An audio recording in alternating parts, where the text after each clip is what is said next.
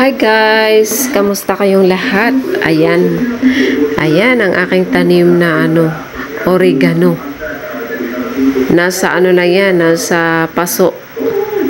Yung mga galon, yung 5 liters na galon. At ayan, napakarami ko na namang nakuhang dahon. Napaka very useful itong oregano.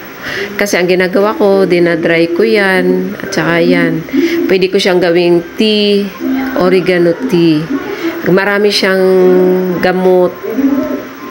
Inahalo ko rin yan sa mga menudo at saka sa mga giniling. O ayan, na-dry ko na yung iba. So, yung iba naman ay ginagawa kong pagka gusto kong kunyari inuubo ako, ginagawa ko yan, nilalaga ko siya, tapos gusto ko siyang iligo kasi feel ko ang bango-bango niya.